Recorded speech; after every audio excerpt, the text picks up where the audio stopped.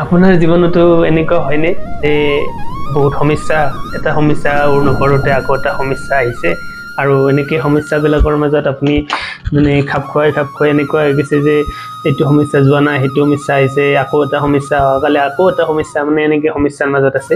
আৰু ভগৱানৰ ওপৰত ইমান বিশ্বাস কৰোঁতে ভগৱানে আপোনাক চোৱা নাই যেন অনুভৱ কৰিছে আৰু কৰি কিনে ভাবিছে যে মোকে ভগৱানে কিয় ইমান দুখ দিয়ে মই আৰু ভগৱান নামানো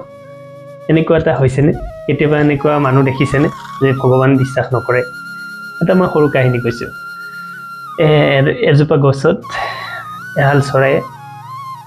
বাহ সাজিছিলে প্ৰথমৰ পৰাই বহুত কষ্ট কৰি বাহটো সাজিছে বহুত কষ্ট কৰি বাহ সাজিছে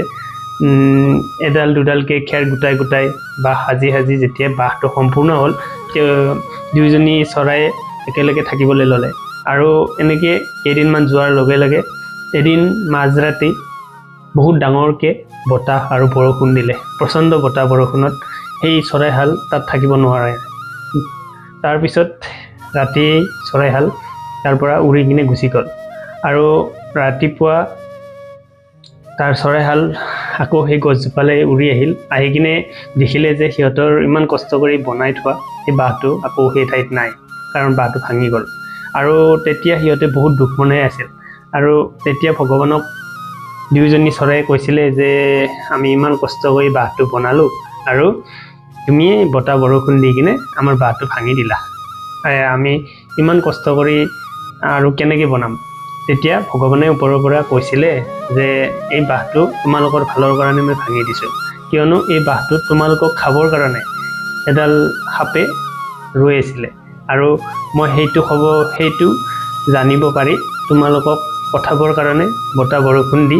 তোমালোকক ইয়াৰ পৰা পঠাই এই বাঁহটো ভাঙি দিয়াৰ ব্যৱস্থা মই কৰিলোঁ আৰু ভৱিষ্যতে তোমালোকে এনেকুৱা বাঁহ বহুত বনাব পাৰিবা আৰু তোমালোকৰ জীৱনটোৰ কাৰণে মই এই বাঁহটো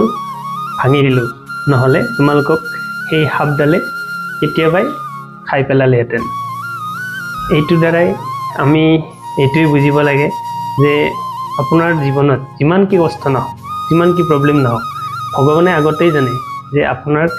কি বিপদৰ সময়ত কি কৰিব লাগে আপোনাক কেনেকৈ চলাব লাগে আপোনাৰ